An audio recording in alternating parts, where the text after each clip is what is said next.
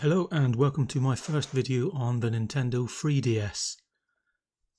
So in this video I'll go over some tech specs briefly on the original 3DS, and then I will go into a few details about 2D on the 3DS. I'll then show the demo code, which is a 2D display, or rather a demo using the frame buffers for both the top and bottom screens, and then I'll go into detail on how that works, and I'll also show you how to port your own graphics to the code as well. Okay, so let's get into it here. So quick info and technical specifications. So the console's released in Japan February 2011, then worldwide the month after, according to Wikipedia. It was a successor to the DS and DSi and featured various variations of the console throughout its life, with the 2DS consoles and the 3DS and XL models, and then later they released the new 3DS XL, 3DS and the 2DS and XL. So these are some brief hardware overviews here. So we have a dual core ARM11 chip running at 268 MHz. This is the original 3DS, by the way. I have no idea whether the 2DS has exactly the same stuff or not in it. It's kind of hard to sort of find these things now. And then we have an ARM9, which is one of the chips which was in the original DS and the DSi. With it being in the 3DS, it gives us the backwards compatibility for the DS and the DSi only, not the Game Boy Advance. And then we have a GPU, the Pica 200, which runs at 268 MHz. We have 6 megs of VRAM, and then there's like a 28 megs of RAM, FC RAM, and then there's also some internal storage as well, up to 2 GB of RAM. And then the it also supports SD cards.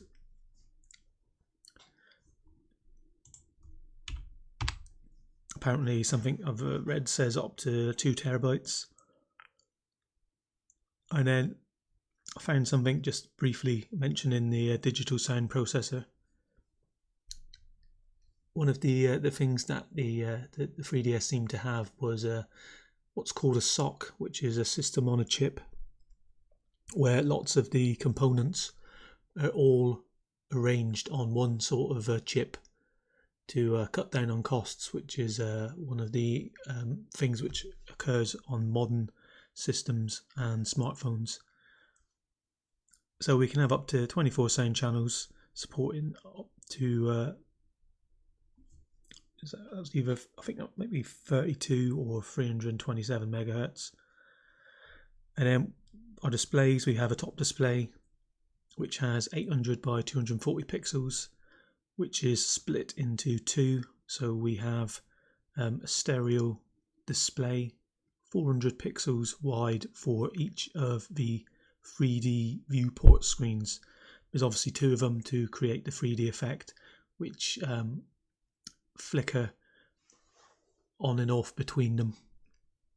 And then we have our bottom screen, which is 320 by 240, which has a touch overlay which allows you to use the pens which came with the 3DS to navigate or draw or whatever. So let's go into some more info now. So the Pica 200 is compatible with OpenGL ES 1.1. This is the OpenGL that was and is used on smartphones and various portable devices tablets, all that sort of stuff. Unlike legacy OpenGL, so first off, what I'll say is so OpenGL is the Open Graphics Library. It basically creates like an interface between the hardware on various computers with regards to graphics, and allows you to kind of code to the OpenGL library, and then it will handle the hardware for you. So it creates like an interface, so you can create one program and it can run on many different devices which support OpenGL. The legacy OpenGL had what's called a fixed graphics pipeline, where it handled all stages of converting 3D shapes into pixels for you, whereas the modern OpenGL and OpenGL ES and extension use something what's called the flexible pipeline, where you basically provide small programs to do various things at various stages in the pipeline. So we will be not using any of this in this video. So the 3DS has no 2D graphics hardware like the DS had. Gone are all tile maps, sprites, all that sort of stuff, unfortunately. And now everything is done in 3D in effect. However, we are able to do some low-level dirty 2D via frame buffers from the GPU. Eventually, all 3D has to be converted to pixels at one stage and then drawn to frame buffers. And as long as we can get at the frame buffers, we can do old school blitting functions and effects. So blitting refers to like a process from the Commodore Amiga. It had like I think on the graphics side it had a thing called the blitter. Basically, it's a process of transferring quickly image data to an area of memory which would act as like a bitmap screen. So the 3DS, or rather DevKit Pro, provides us with a few formats which we can use to work with the frame buffers.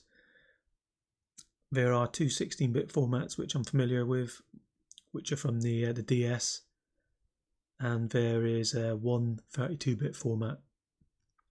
These formats I'll briefly explain now. So this is just how pixels are laid out internally. So I will explain the RGB565, RGBA51 and the RGBA8. These just refer to how many bits are given to red, green and blue parts for the pixel. Basically how you can think of it as like in each pixel is made of a red, green and blue light, and then the intensity of that light is affected by the ranges in numbers that these bits store for that. Also note that we have two additional parts here. This one has an alpha. We have 1 bit in the 5.1, and then in the RGBA8 we have 8 bits, or rather 1 byte for each red, green, blue and alpha component. So just to mix things up even more, the way that all of this is stored internally is in reverse order.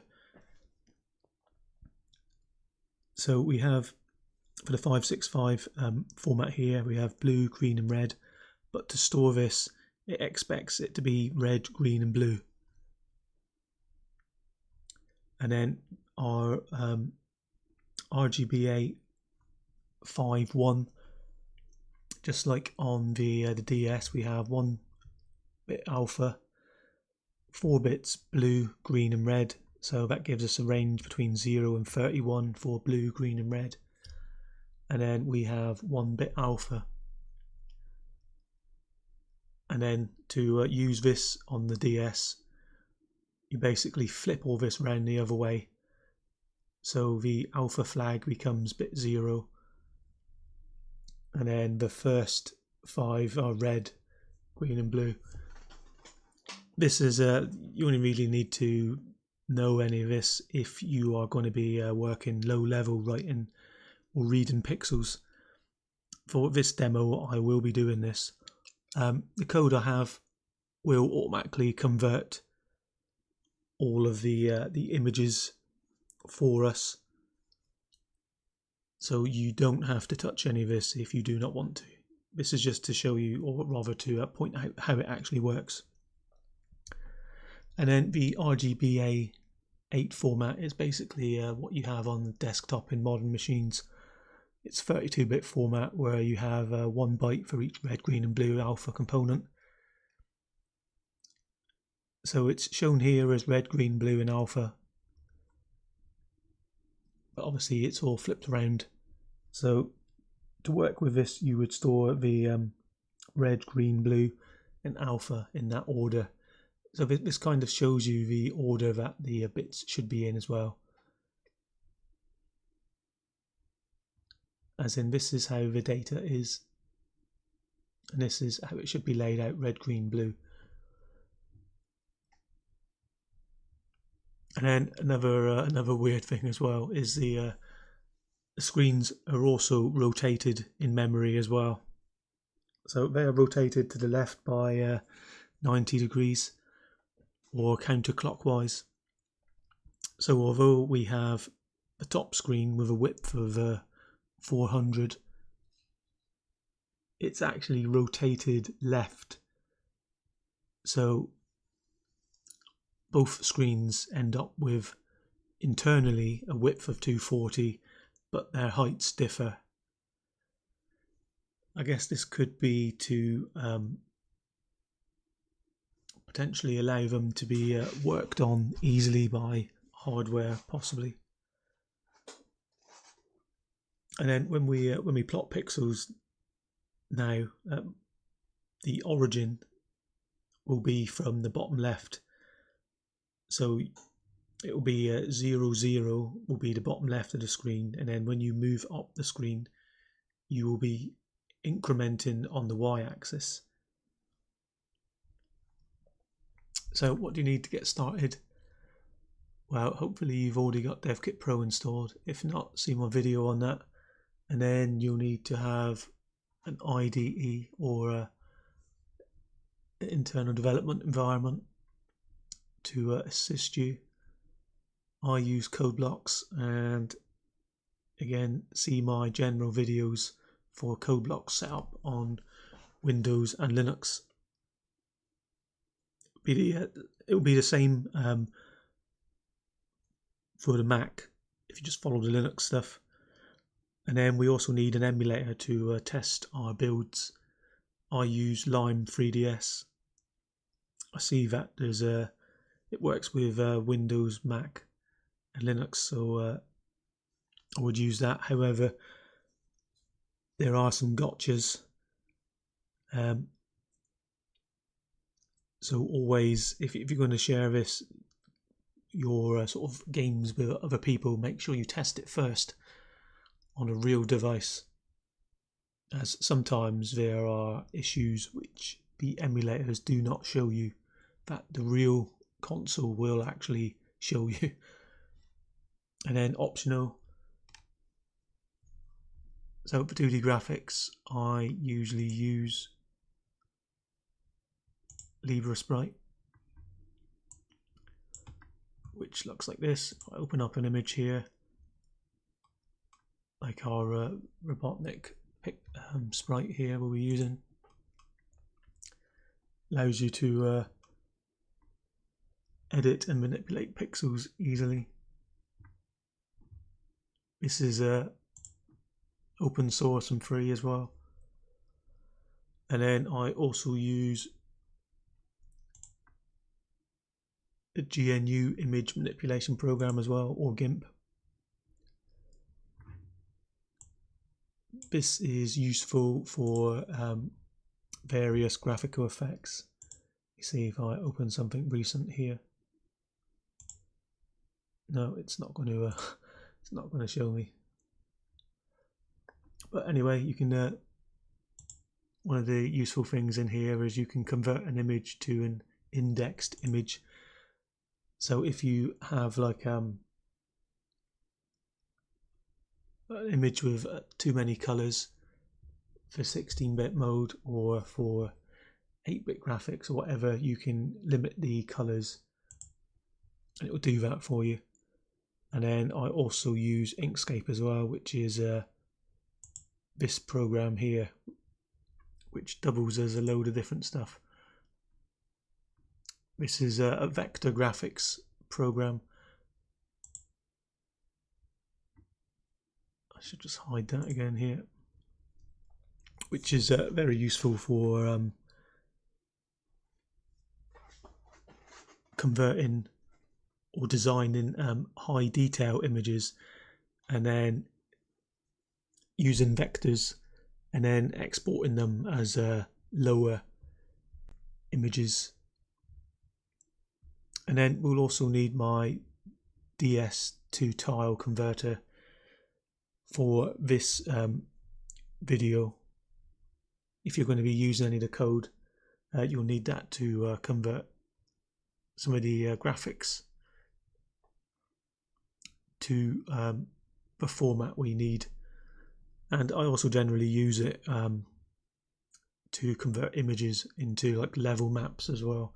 If you've seen any of the other videos I've sort of done on the DS or any of the other consoles, you'll see that I generally use images as levels. So this is enough talking in here. Let's first I will show you the demo, and then I will go into some details on it. So let's boot up Lime and then load our first tutorial. So this is the demo here. As you can see here, it's running at 60 frames a second. We have our top screen on the left here. This is our bottom screen on the right. So just using the frame buffer and various blitting functions, we have pretty much a decent 2D engine right here for us. I have in here some functions for drawing backdrops, like the backdrop here. This is an image converted to 16-bit format. This is another image. All of these images are converted to 16-bit format. And then I have some simple some bitmap font commands. We have another function for drawing a tile with no transparent parts, which is our Rick image here. And then we have various, or rather another function for drawing sprite-like images which contain transparent pixels here. I also have some functions for handling input in here as well. So we start off with our Motorbug character here, and then you'll see the bottom one here also follows our vertical position. And then if we press the A button, you'll see here we have 4 different characters we can choose from. I will go over how to add another one in a moment. So if we press A, we'll swap our character out, so we're now Robotnik. And if we press A again, we're now one of the bats. Now the draw order makes a difference now. So if you want a character to be at the very top, then you must draw them last. So it's basically first in, last out. So the first image you draw will be at the very bottom, which is why the first images we draw on each screen is the backdrop. Otherwise, you'll end up with just blurs of the other images as they move, as we would need to erase them each time. So it's far simpler to just draw a backdrop first.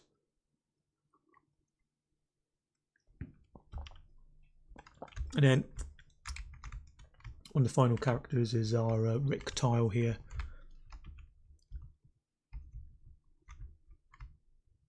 And then back to Motorbug. So I have a load of these different animations going on just to show you what we can kind of get out of this here. So if I stop this now. Now one thing I will do is I will port in another character. So what I'll do is I will use one of my characters here from a game I made for the Super Nintendo. We will take one of these Gumbas here, edit that in LibreSprite. So let's copy that out.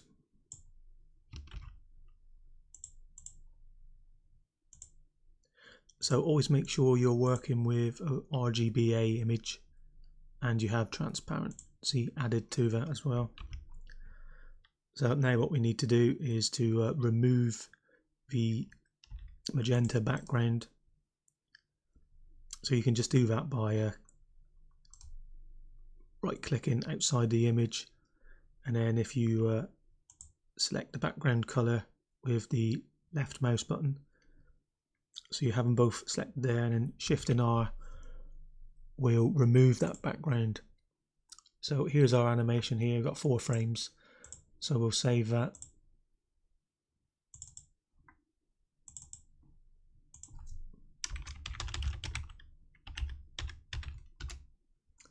There we go, we've done that.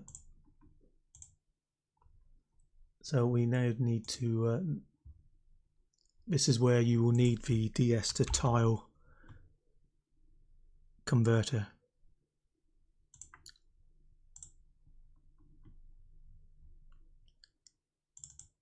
So I have it installed here.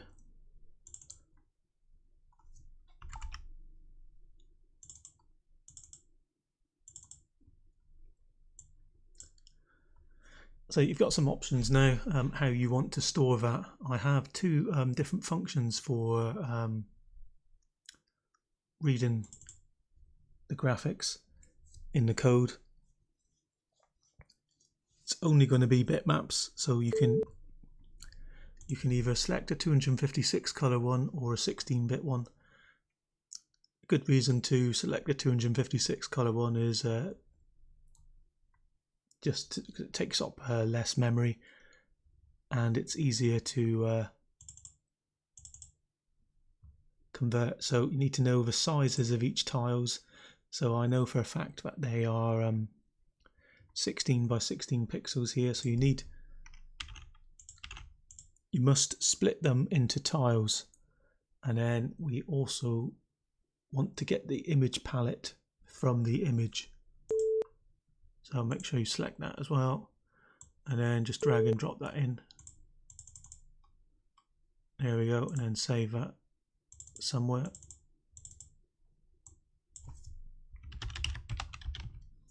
As a C file.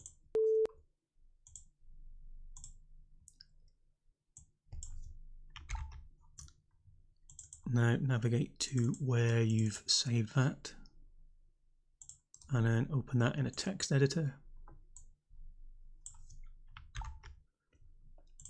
So what we have here is we have our color palette at the top there.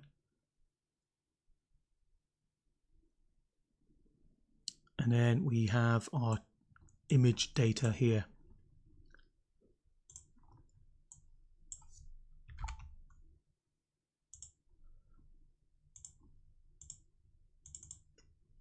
So to add in another image, you just need to add in some more arrays.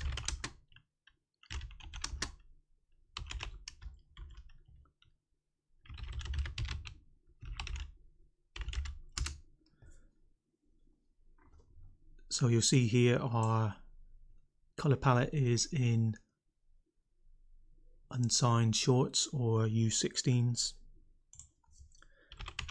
and the actual pixel data itself is in bytes.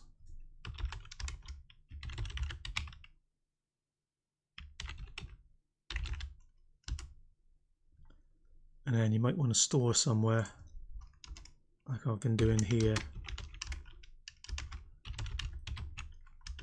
how big each tile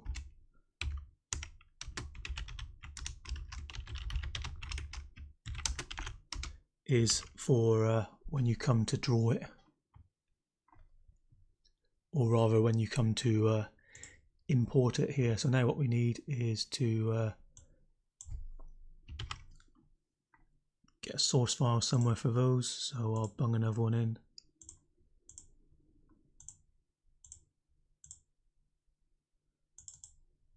And then we'll just do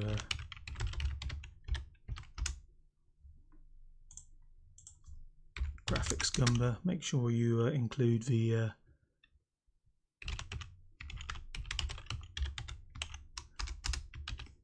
defines header.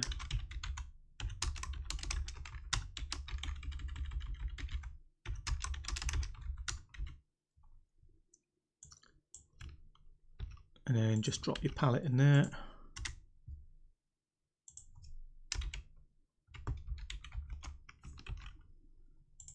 And then your graphics in there.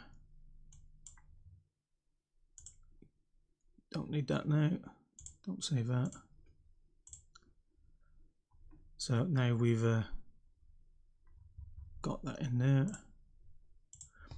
What we now need to do is to add them in. So another thing I've got here as well is an enumeration of the order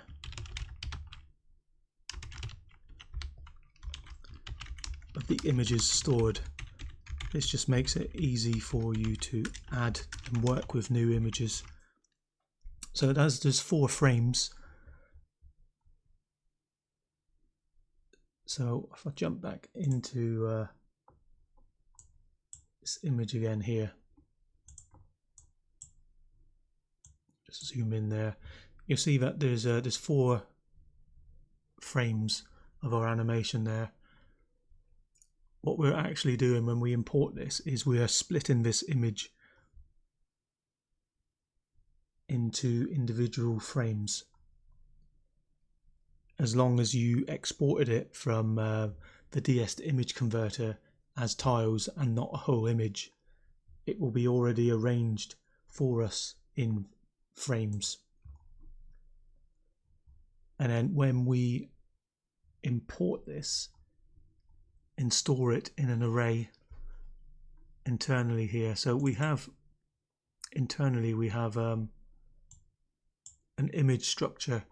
Everything we import, the image manager here will convert it into a 16-bit image internally, regardless of what format you've put it in.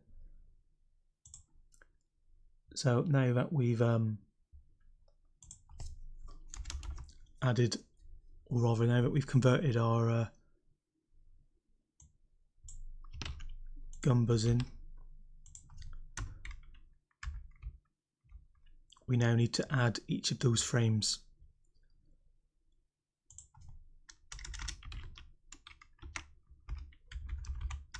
This is where keeping those numbers comes in handy here. So we use, in this initialize graphics function here, we need to know how big each tile is inside the graphics array. So we step over the amount of bytes for each image every time we go through a loop here, if that image data has more than one image frame in.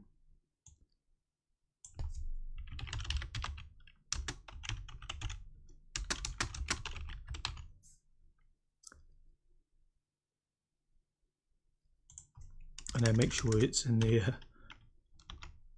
right format here. So our our Gumbo graphics was 8-bit.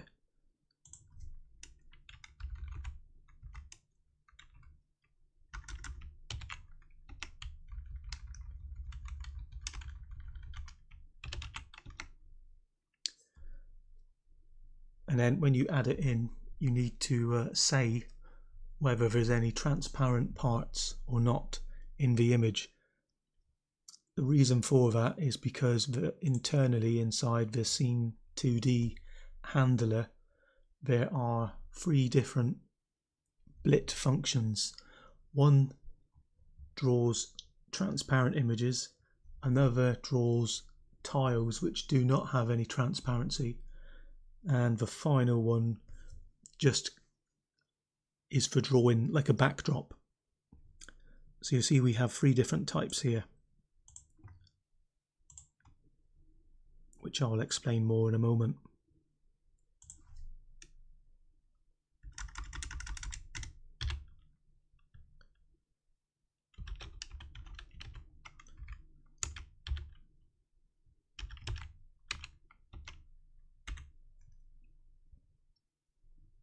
So if you're adding in an 8-bit image, you'll need to have a palette array and also a pixel pointer to the pixel data as well, which we have for our Gumbas here. And then what we need to do now is we need to draw one of those in, or maybe 2.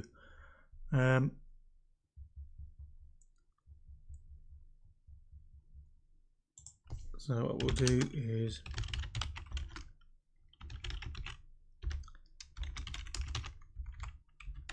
we'll have a top X, top Y, so we have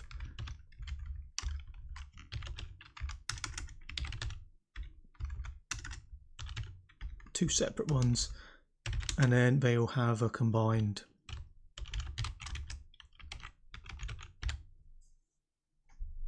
animation frame number as well.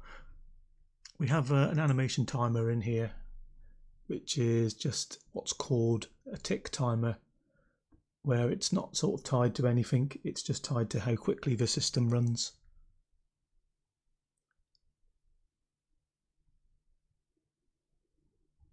And then when we initialize everything here, we'll just give them a random position. So we say, so the top X, give a random range between 0 and 400 minus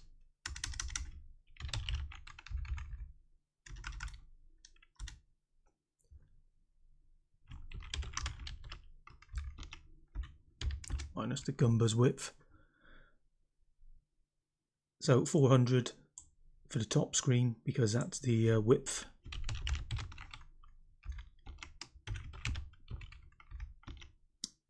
And then for the bottom screen, for both screens, it's 240 pixels. And as I said before, the 0, 0 is the bottom left position of the screen. So I'll show you that on there. In fact, that's the wrong one. I'll show you that now with our Gumba on the bottom.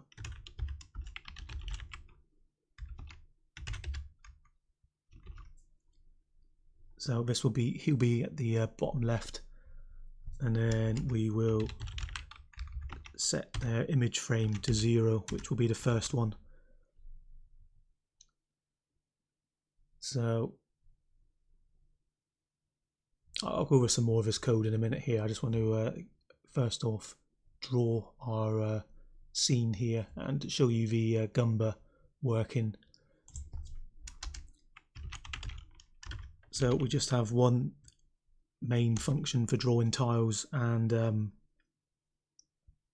sprites.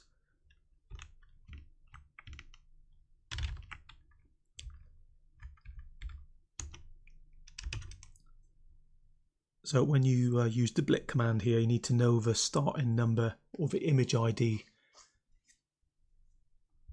which is what number of a frame is actually stored at.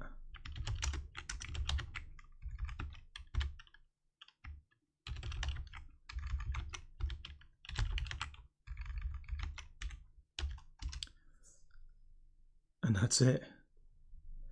That'll draw our character.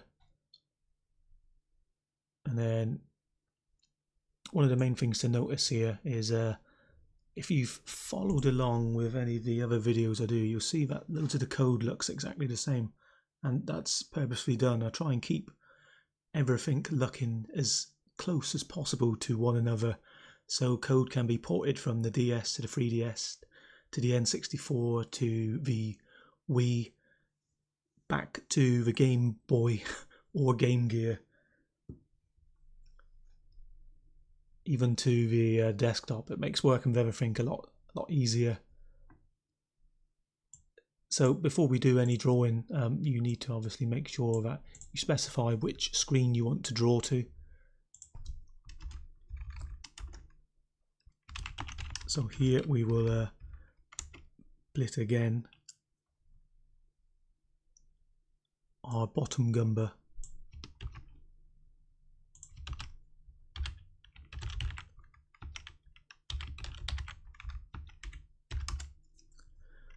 And then at the very bottom here, after we call Scene 2D to draw all of those characters, we need to update our animation frame for the gumber.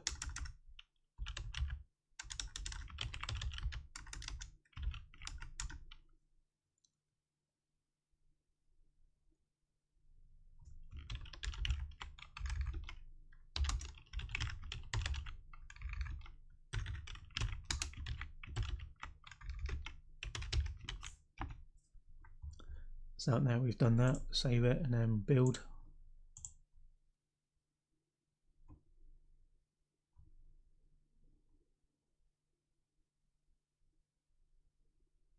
Of course, yeah, that's wrong type. It should be the other one. Okay. Graphics is 8-bit, not 16-bit, so it needs to be the other pointer I've set aside for that.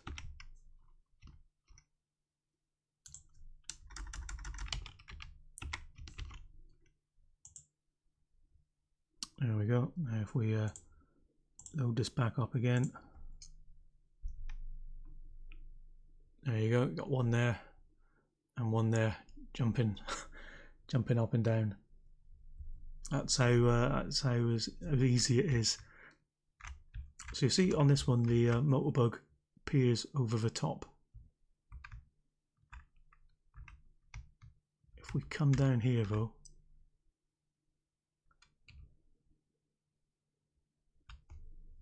okay, that's fine. So all of the flipping around of the screen and everything is handled internally by the blit functions here. So now I've given you a demo of how easy it is to actually import a new graphic in. I'll now get into some of the core stuff and what's actually going on here. So to start off with, I would always, once you sort of first install DevKit Pro, I'd recommend that you also install the examples, as that will be your first that should be your first port of call to try and figure out what's actually going on with these machines. So if I show you where it's installed on Linux here, you see you have an examples folder here, and then in here they like provide you with like some coding templates and whatever. So for me, I usually always jump into the graphics ones here. So this code is very loosely based off of this one here. I'll say very loosely. So if I explain what's going on here, so this function here initializes the graphics to a common sort of state. I found that I don't want to use that though. So what I use is this other function here. This gives me more control of what's actually going on. So what this function here does is it initializes both the top screen and the bottom screen with the pixel format that you wish to use. You probably won't want to do that for any sort of 3D at all. And then, so this initialize default, this handles setting up some frame buffers automatically for you, the format for it. And I think it automatically sets up these states as well. So we don't want 3D on. That is using both the frame buffers for the 3D on the top screen. And then we do not want set wide mode either. This is, from what I've read, that is a special sort of ability on the new 2DS XL and the new 3DS to make the sort of like the width of the screen use the whole 800 pixels. So lots of stuff on the 3DS they kind of implemented as they went on, adding additional features. But the problem is when you add additional features to new revisions of the console, you have the potential to break backwards compatibility with what's already there. Most game developers would probably not wish to do that, so they will just target the core machine. So you've added this new stuff which will never end up getting used. And then one of the other things that we have the ability to do is to enable or disable double buffering. So these two functions here I would say to have on. So enable double buffering for both the top and the bottom screen. Initially I didn't have this, and then once I'd finished this demo and I ported it onto the actual 2DS XL, which I own, it was just glitching all over the shop, whereas the emulator showed no issues. So that's an issue there. I would advise you to always sort of test stuff on the real devices. So I'll now jump more into the code stuff here. So first off, there's a few useful little functions in here. The getting some random numbers there. We have the tick timer structures. It basically just has a delay and then a tick down number, which basically copies the delay into it, has a time elapse to false, and then each time you call the tick timer update and pass that structure to it, it will basically subtract 1 from the tick down. When the tick down reaches 0, it will then change the boolean value there to has elapsed to true, and then it will tell you that in the result. And then you can just call the reset function afterwards, and it will then copy the delay back to tick down. That's a nice simple utility structure to use there. And then I also have some functions here to fix the color values. So you'll notice that I talked about the various colors here. Now all these colors are all in DS format, but obviously this is no good. We need to flip them around. So that's where this function comes in here.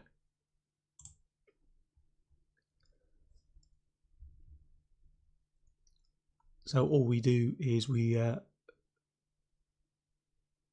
flip everything around and then repackage it in to the relevant parts of the U16 and then return it.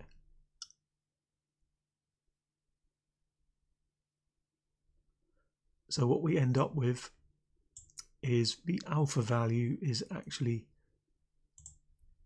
bit 0, and then the blue value is 1 to 5, green is the middle 5 parts, and then red is the end parts.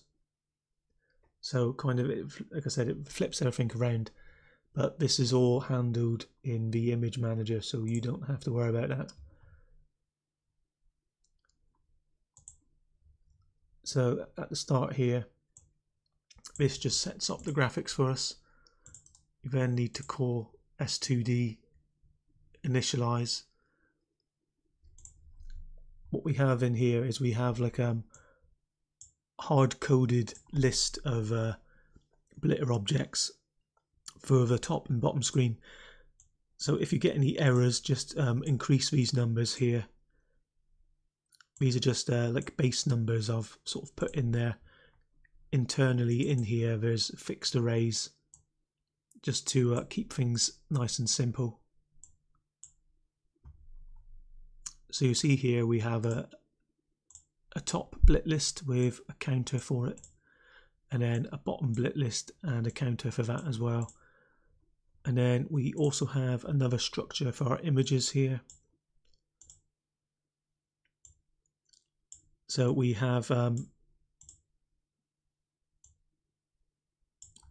pointer here for the pixel data. So what this does is when you call image add image or im add image and you pass that data across, it then creates an array using linear allocate, which is where are we here, which is a custom DS alloc for allocating bytes function. So again, depending on how many images you have, you might need to increase that as well. I've not maxed any of this out, so I don't know what all of this is sort of capable of. In future videos, or rather the next video, I will go into creating 2D in 3D, and we will just load images and let the DevKit Pro compiler convert those for us. And then we'll need pixel shaders and vertex shaders as well for that, but not for this here. So this is nice and simple here. We have everything at our sort of disposal. You decide how much of it you need, but there is enough here to basically allow you to create any sort of 2D game you may wish, I believe. The blit functions automatically clip every pixel outside of the screen, so scrolling is as easy as just moving tiles from right to left, or left to right, or top to bottom.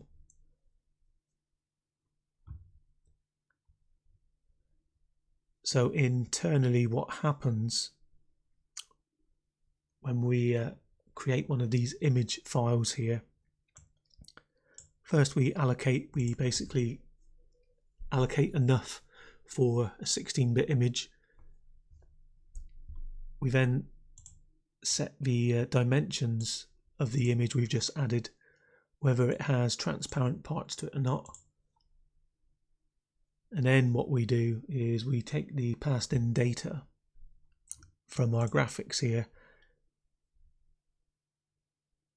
and then we convert it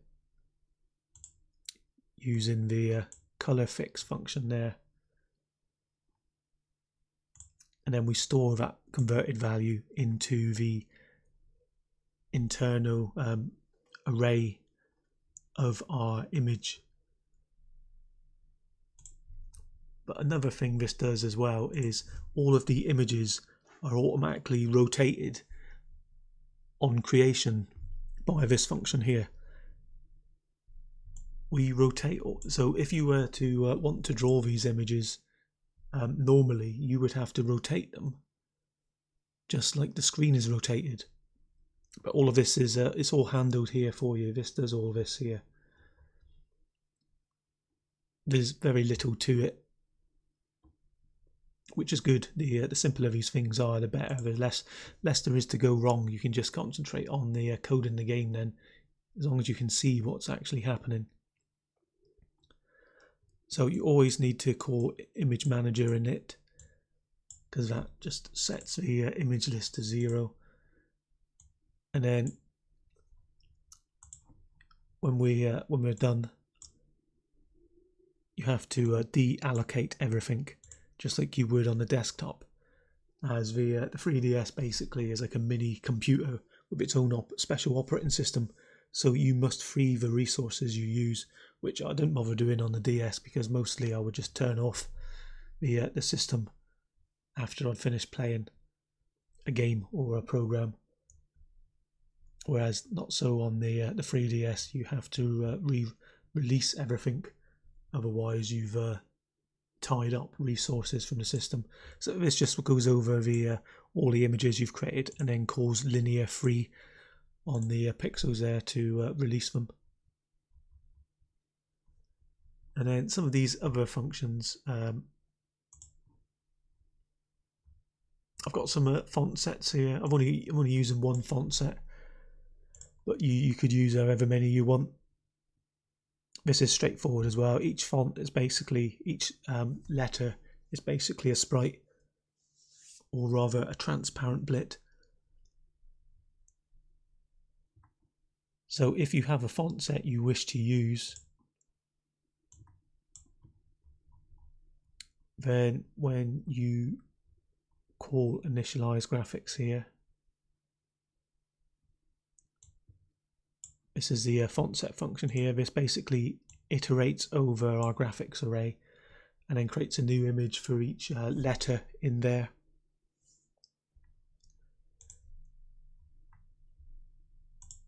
So when you come to use it, you'll need to know where it's actually stored. And then the next image will need to point to the location past all of the images you've just added there. Otherwise, your coin will be a letter, and all these will be misaligned. So once you've added your font graphics, you then need to tell S2D, where the ASCII start is. So if I just bring this up here,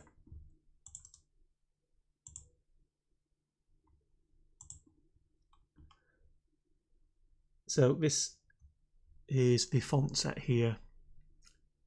So this is ASCII 32 here, which is the start of it. And then there's 96 tiles overall. And you see we have an upper and a lowercase font. You need to tell S2D these things, as well as the width and height of each letter part. So if I show you this here, you see each letter or glyph is 8 by 8 pixels in size.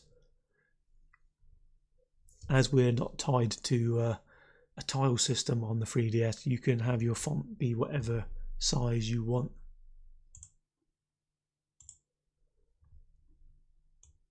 But you must add the ASCII starting character, and then the width and height of each letter, how many tiles there are in that font set, and then you must pass the image ID of the first letter. Once you do that, you can then just use the S2D print function after you've set an active font number. So internally there's an array of fonts that we have here. So you need to say what your active font is before using the print command, and then this will tell you how many fonts you currently have in your list of fonts here. All fairly straightforward.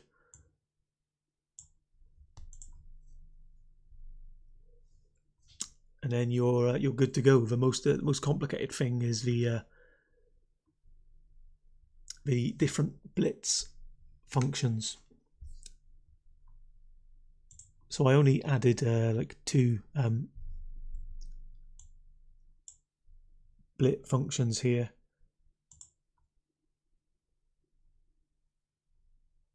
So internally, when you do this, it checks to see what type of image this image ID refers to,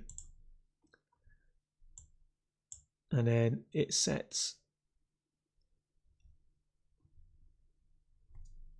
the blit top or bottom list at the current blit number to the correct type. At this point, no graphics is actually drawn. It's just adding to the lists here of blits, and then it automatically increments the blit count on each of them. And then to draw anything, you just call S2D render, and then that's where everything starts to happen there. So S2D render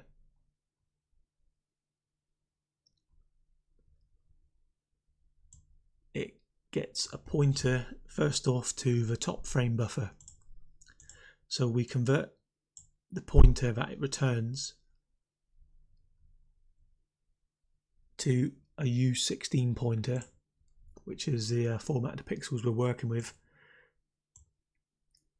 This then has all of our pixels for that frame buffer arranged in the weird sort of rotated fashion that the 3DS gives us.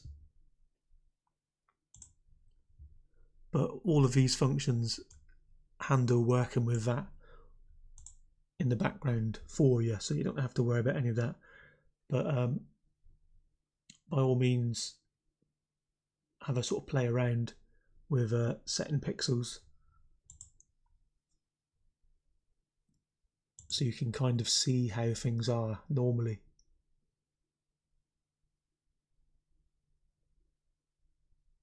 So we get first off, we draw everything on the top screen here. We get a blit pointer to our top blit list. If the count is greater than 0, then we jump in and then we go over everything in the list and then subtract 1 each time we've gone through, as well as progress to the next blit. So the blit type, you'll see that there's only 3 types. There's either a backdrop, a tile, or a sprite. And then there's 3 different functions to draw these. So these functions would pretty much be the same on any modern system, pretty much.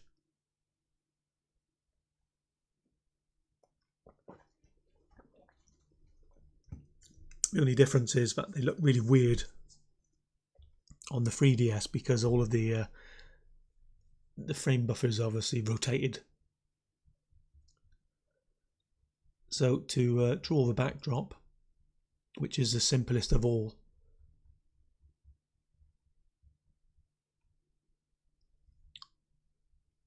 what we literally do is we literally create 2 64-bit pointers.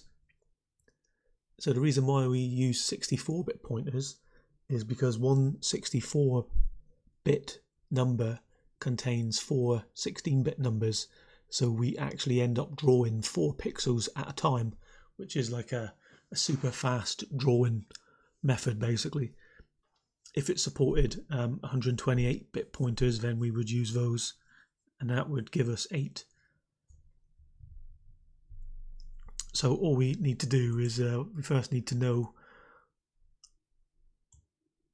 whether we're drawing to the top or the bottom screen, because the top screen will obviously have more pixels to draw than the bottom screen. So we just load our pixel counter here with the relevant number here. So these are already calculated for us. There's these defines here.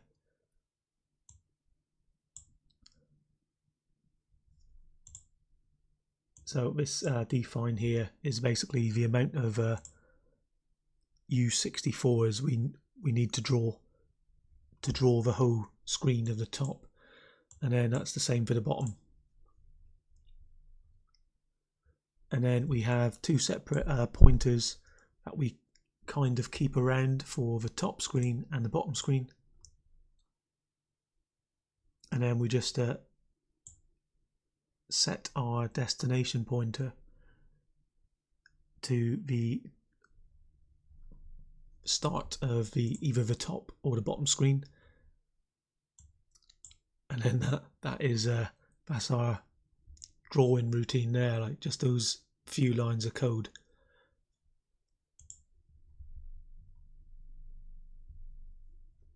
Fortunately, that's the fastest it can actually get. So the Blit sprite routine is the slowest because we need to check each pixel to see whether it's a transparent one or not. And then if it is, then don't draw it. And then the other thing we need to do as well is we split the drawing into 2 first off. We first check to see whether the whole image will fit inside the screen. If it does, then we can kind of get like a quicker draw function without having to calculate much. So all of these bits of code here basically work with doing the rotation of the screen for us. So what we're doing is we're drawing a line of pixels onto the screen, and then we are skipping to the next line.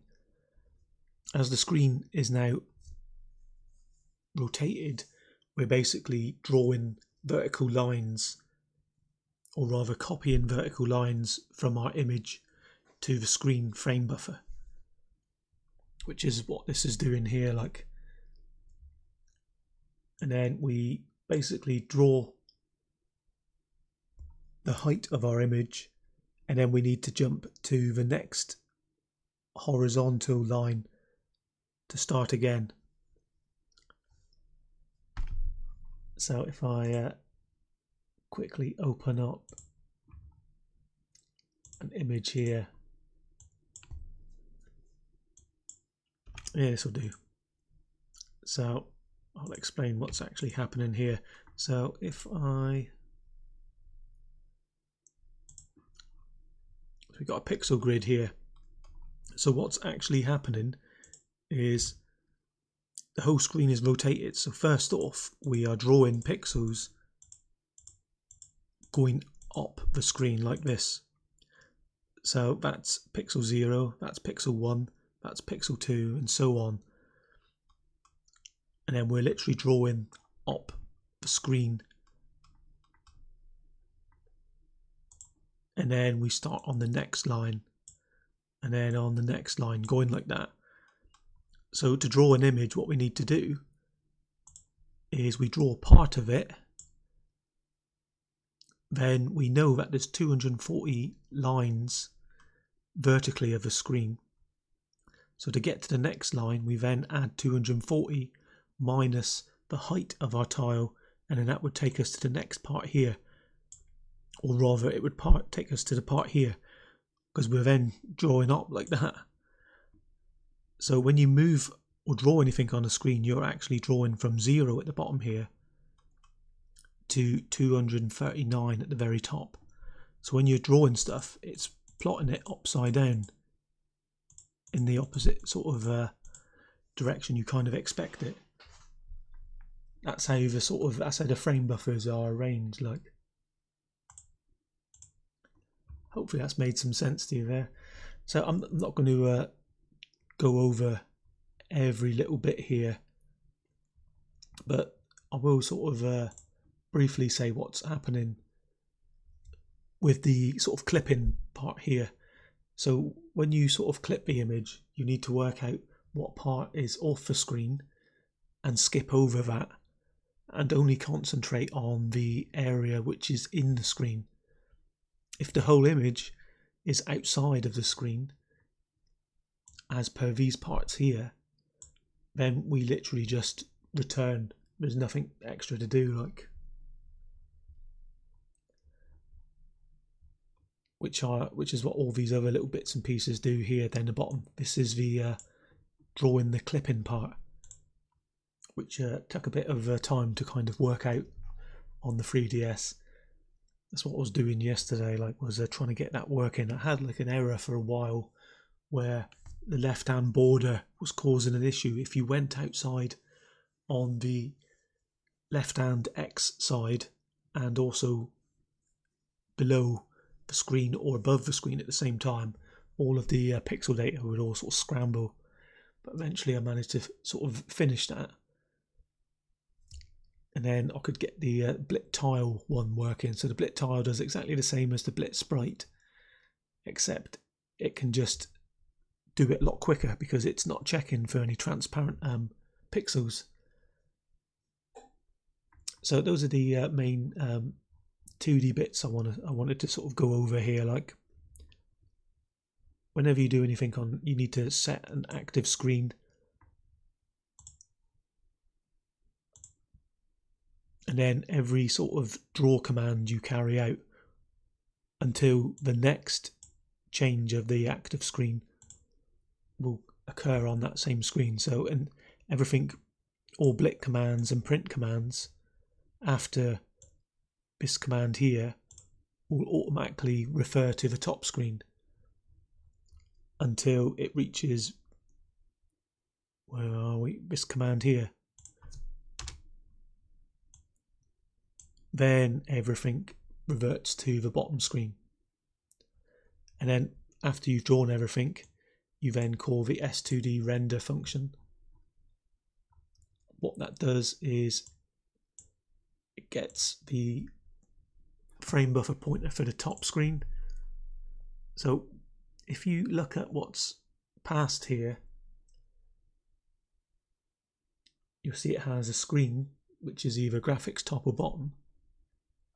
So I'd advise you to, if you right click on that and then open the declaration, you'll want to have a look at a load of this stuff, as some of the info that's there is in the header files, which can sometimes help you to figure out what's actually expected here. And then you'll see graphics left is always passed for both screens. However, on the top screen you could have graphic right if you were using the 3D stereoscopic effect, which unfortunately I will not be using in any of my videos, as I have a 2DS, not a 3DS, which is why you'll need to have a look at the examples to figure out how to use the stereoscopic view, I'm afraid. And then these last two parameters, width and height, we pass null, as we don't need to know the sizes of those frame buffers, as we already sort of are using our own. And then once we've drawn everything, we then need to call the graphics swap buffers here.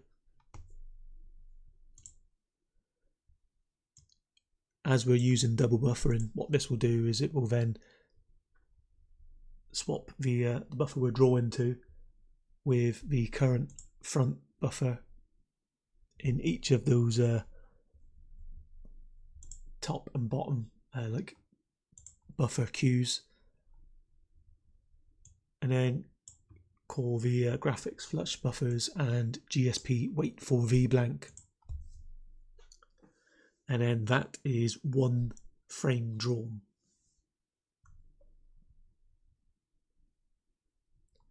So you'll see here the reason why we passed false is it's asking whether it has stereo or not.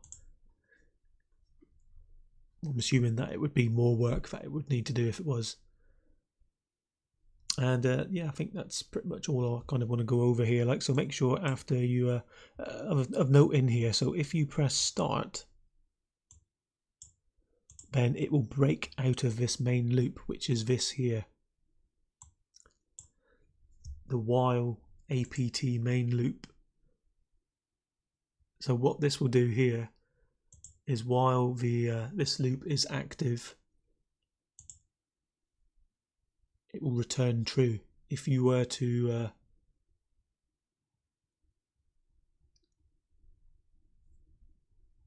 break out of that, then it should return to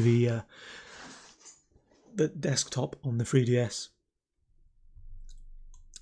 So always make sure you call graphic exit before returning to shut everything down and free all the resources, and IM quit to free the image data, and then S2D quit. Doesn't really do a lot really, but it's just for sort of tidying up references there, and then you return 0 at the end. So I'll quickly go over some input functions which I've added here, like give you an idea how they work. So this is only sort of this is only checking the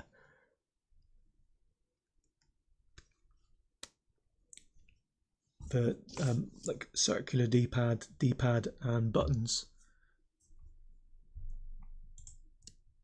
and then you could use circ X and circ Y if you were just reading the thumbstick.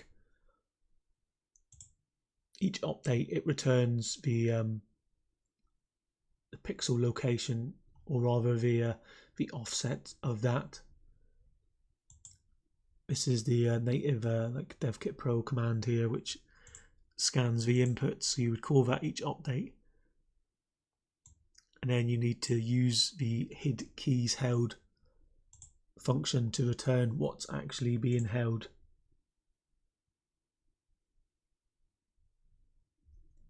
And then this function here returns the position of the thumbstick.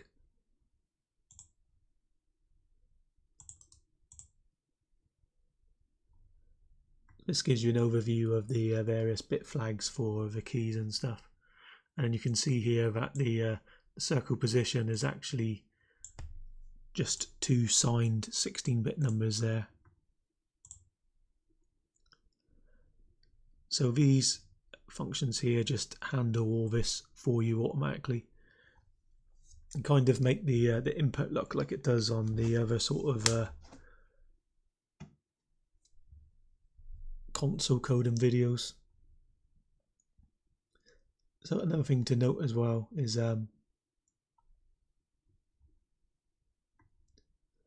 where are we here?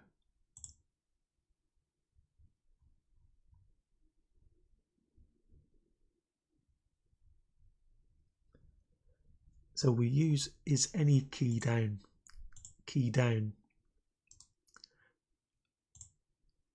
And the reason why you need to use this one here is because it's got 2 different values ORed together in there.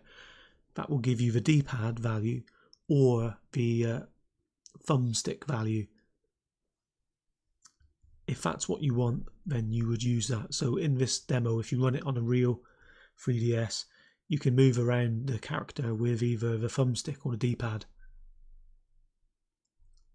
and you can see in this header here what everything reverts to here, like. So I think that's it for this video. Hopefully this has been useful to you to get into coding on the 3DS. If you got any questions or anything, let me know in the comments below, and I will catch you in the next video. Thanks for watching.